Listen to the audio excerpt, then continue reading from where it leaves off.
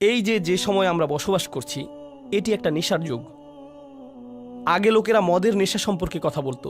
যারা জুয়া খেলে তারা একবার নয় বারবার ফিরে আসে। তারা তাদের বাড়ি হারায়, পরিবার হারায়, এবং তারা এটা বন্ধ করতে পারে না। যদি আপনি নেশায় ডুবে যান এবং আপনি বের হতে পারবেন না, যদি আপনি নেশায় ডুবে যান তখন আপনি বের হতে পারবেন না, এবং আপনি যদি এটা আবার করতে না পারেন তাহলে আপনি আপনার ভেতরে কিছুই নেই এরকম একটা অনুভব করবেন।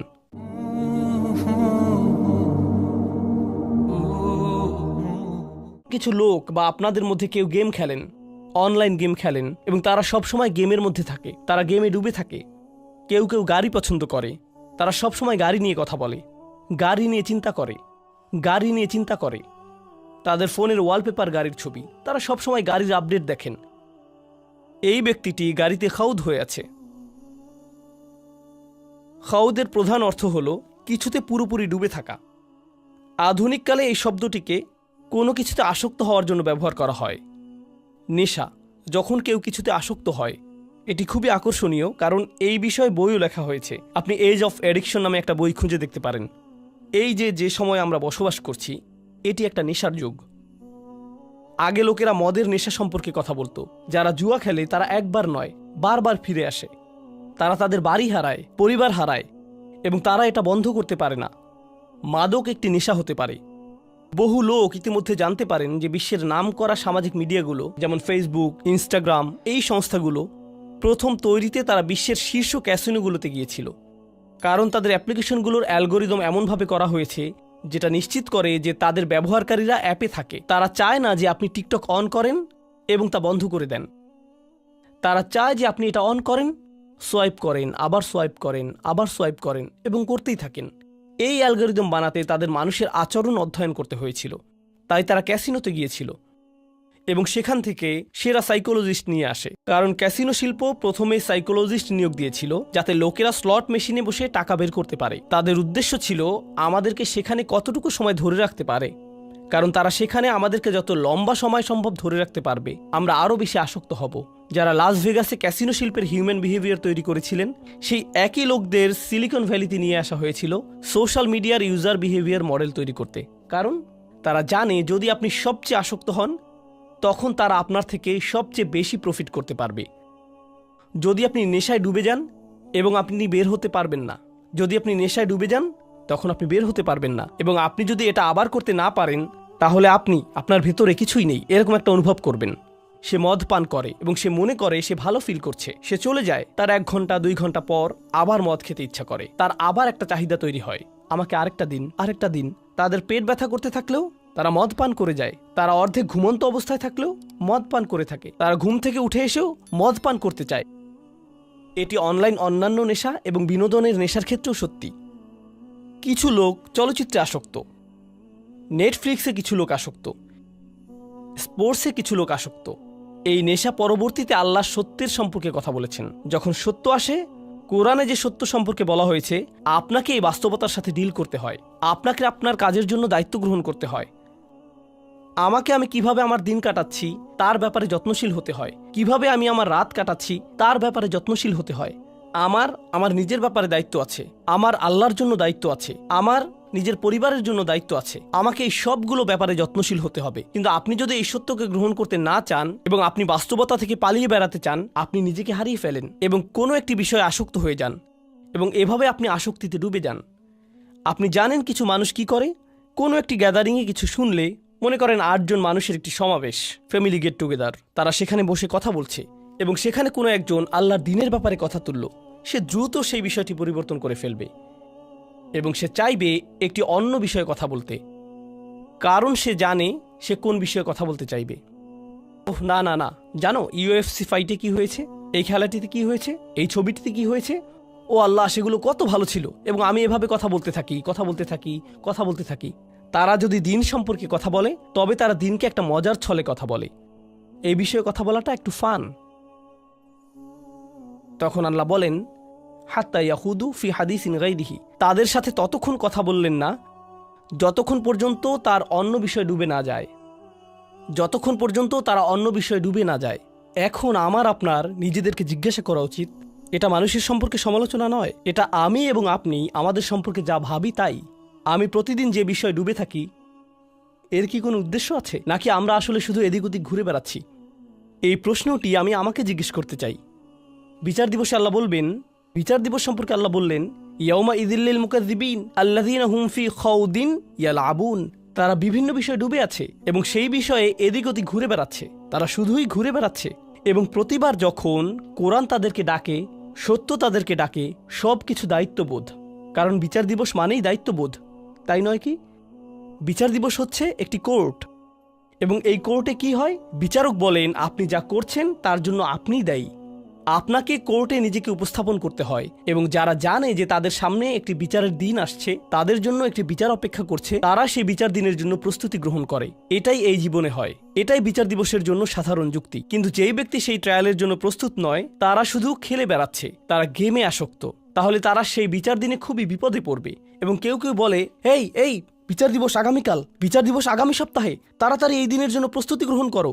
কিন্তু আপনি তৈরি নন, আপনি আপনার কাজ শেষ করেননি, সেই দিন কি আপনার বিপক্ষে হতে যাচ্ছে? আরে যান যান, আমাকে খেলতে দেন। এটা সত্য নয়। ওহ, এই মানুষগুলো খুব বেশি বেশি, আসলেই খুব বেশি বেশি, তারা খুবই নেতিবাচক, আমাকে আমার মতো থাকতে দিন। আপনি জানেন, এমন একটা সময় ছিল যখন দার্শনিকেরা ক্যাপিটালিজম, কমিউনিজম, অ্যাথিজম এইগুলো নিয়ে কথা বলতো। এখন আমরা একটা নতুন পৃথিবীতে। আপনার ইমোশনই আপনার নতুন ধর্ম। আমাকে একটু ভালো থাকতে দিন তো, আমি শুধু ভালো থাকতে চাই, আমাকে আমার মতো থাকতে দিন। আপনি জানেন, বিচার দিবসে আল্লাহ এমন একটি বর্ণনাই দিয়েছেন, আল্লাযীনা হুম ফি খাউদিন ইয়ালআবুন। যখন কোনো মানুষ কোনো কিছুতে ডুবে যায়, তখন সে আর অন্য কিছুতে যেতে চায় না, সে ওখানে আটকে পড়ে, তারা একই জায়গায় থাকে। যখন কোনো মানুষ কোনো কিছুতে আসক্ত হয়, তখন আপনি তাকে 1 বছর আগেও যেখানে দেখেছেন, এখনও ঠিক সেখানেই দেখবেন। আপনি জানেন, যখন মানুষ কোনো কিছুর পরিবর্তন করে না, আল্লাহ তাদেরকে পরিবর্তন করেন। আল্লাহ বলেন, ওয়াল্লাযীনা ইয়াওমা ইউদাউনা ইলা নারি জাহান্নামা দাআ।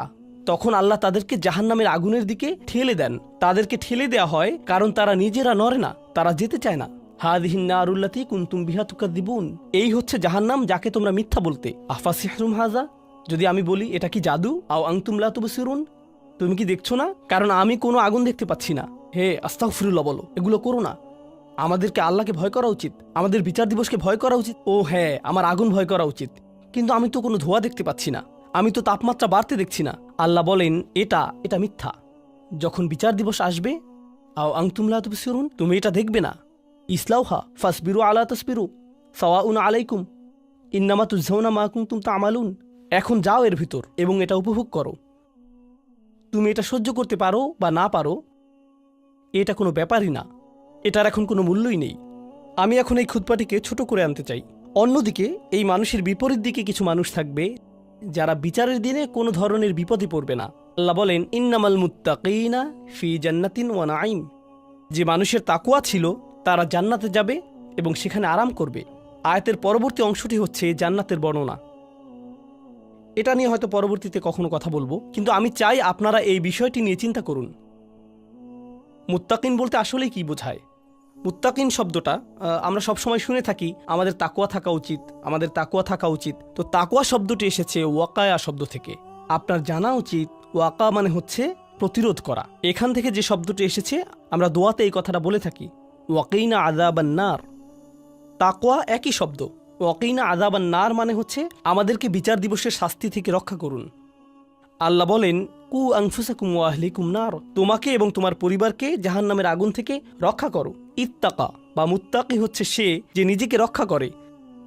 যখন আপনি বাসায় যান, দরজা বন্ধ করেন, যখন হাঁটতে যান, তখন দরজায় তালা দেন, এর মানে আপনি একটু তাকওয়া অবলম্বন করেছেন, কারণ আপনি নিজেকে রক্ষা করেছেন। তাই মাঝে মাঝে আমরা তাকওয়াকে আল্লাহর ভয় বলে অনুবাদ করে থাকি। আরবিতে ভয় হচ্ছে খৌফ, খাশিয়া। এছাড়া আরবিতে ভয় বোঝাতে আরও অনেক শব্দ ব্যবহার হয়ে থাকে, তো তাকওয়া সেগুলোর মধ্যে একটি। আসলে তাকওয়া বলতে বোঝায় যখন আপনি নিজেকে সতর্ক থাকার মাধ্যমে রক্ষা করেন। ধরুন, যখন কোনো মানুষ হজে যায়, আল্লাহ বলেন, অতাজাওয়াদু ফাইন্না খায়রাজ যাদ আত-তাকওয়া। হজে যাওয়ার সময় আপনি আপনার প্রয়োজনীয় জিনিসগুলো নিয়ে যাচ্ছেন, কারণ আপনি জানেন বেস্ট প্রভিশন ইজ প্রিকশন, আপনাকে রক্ষা করার জন্য। এটা দিয়েই তাই বিভিন্ন জিনিসও বোঝায়। এখন এই শব্দটি এই আয়াতে কি বোঝাচ্ছে? মানুষ যারা নিজেদেরকে রক্ষা করে, যখনই তারা দেখে যে তারা কোনো একটি আসক্তিতে জড়িয়ে যাচ্ছে, তখন তারা বলে আমাকে এখান থেকে নিজেকে সরিয়ে আনতে হবে। যখন তারা দেখে তাদের সঙ্গীগুলো কোনো একটি বিষয়ে আসক্ত হয়ে যাচ্ছে, তখন সে বলে, ও না না, আমাকে এখান থেকে নিজেকে রক্ষা করতে হবে। তাই তারা সব সময় নিজেদেরকে সেসব সঙ্গ থেকে সরিয়ে নিচ্ছে, যেসব সঙ্গে থাকলে তারা কোনো আসক্তির দিকে জড়িয়ে যেতে পারে। তারা সব সময় আমাদের আশেপাশে আছে, আমরা কেউই নিরাপদ নই।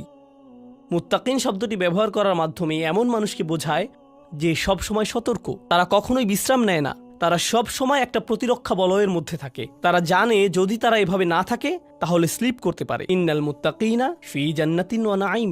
এই কারণেই আমি তোমাদেরকে জান্নাত দেব উপহার হিসেবে। তাহলে আমাদেরকে এখন থেকে খুব সতর্কতার সাথে থাকতে হবে। আমার মনকে বোঝাতে হবে যেন আমি যে কোনো সময় পিছলে যেতে পারি, আমি ভুল করতে পারি। আমাকে তারপরে সেখান থেকে ফিরে আসতে হবে এবং আরো বেশি সতর্ক থাকতে হবে। যদি আমি পিছলে যাই তাহলে আবার আমাকে ফিরে আসতে হবে। এটি একটা চলমান প্রক্রিয়া। এগুলোর শেষে আল্লাহ বলেন, ফি জান্নাতিন ওয়া নাঈম। আপনি যখন জান্নাতে যাবেন আপনারা বাগান পাবেন, কিন্তু সবচেয়ে গুরুত্বপূর্ণ আপনারা পাবেন নাঈম। যেই নাঈম শব্দটি এসেছে নুউমা থেকে, যার মানে হচ্ছে নরম এবং বিশ্রাম। তাদের এখন কোনো তাকওয়া থাকার প্রয়োজন নেই, তাদের এখন কোনো সতর্কতার প্রয়োজন নেই। তারা তখন বলবে, এখন আমি বিশ্রাম নিতে পারি। তাহলে আল্লাহ কি করলেন? আল্লাহ আমাদেরকে দুটি ছবি দেখালেন। একটি হচ্ছে এমন ব্যক্তিরা যারা এখন নাইমে আছে, তারা বর্তমানে যেদিকে মনে চায় সেদিকে ঘুরে বেড়াচ্ছে, রিল্যাক্স করছে, তাদের কোনো কিছু চিন্তা করার নেই, শুধু বিশ্রাম নিচ্ছে। এবং অন্যদিকে তাকওয়াপূর্ণ ব্যক্তিরা তারা পরবর্তীতে রিল্যাক্স করবে। এখন সিদ্ধান্ত আপনার, আপনি কোন দলে থাকবেন। আপনি এখন রিল্যাক্স করতে পারেন অথবা আপনি পরবর্তীতে রিল্যাক্স করতে পারেন। আপনি এখন সাময়িকভাবে আনন্দ অনুভব করতে পারেন এবং পরবর্তীতে কঠিন বিপদে পড়তে পারেন, অথবা আপনি এখন একটু বেশি সতর্ক এবং বেশি নিজেকে রক্ষা করে চলতে পারেন এবং পরবর্তীতে অনন্তকালের জন্য রিল্যাক্স করতে পারেন। এই সিদ্ধান্তই আমাকে এবং আপনাকে নিতে হবে। আমি আল্লাহ আজ্জা জাল্লার কাছে দোয়া করছি, আল্লাহ আমাদেরকে যে কোনো ধরনের খাউদ থেকে রক্ষা করুন, যা আমাদেরকে সত্য থেকে দূরে নিয়ে যায় এবং আমাদেরকে মুকাদ্দিবিনদের অন্তর্ভুক্ত করে। আল্লাহ আমাদেরকে তাকওয়া সম্পূর্ণ করুন, যাতে আমরা আল্লাহর দয়ার অন্তর্ভুক্ত হতে পারি, যাতে আমরা জান্নাতুল নাঈমে যেতে পারি। বারাকাল্লাহু লি ওয়া লাকুম ফিল কুরআনিল হাকিম ওয়া নাফা'নি ওয়া ইয়্যাকুম বিল আয়াতি ওয়াজ যিকরিল হাকিম।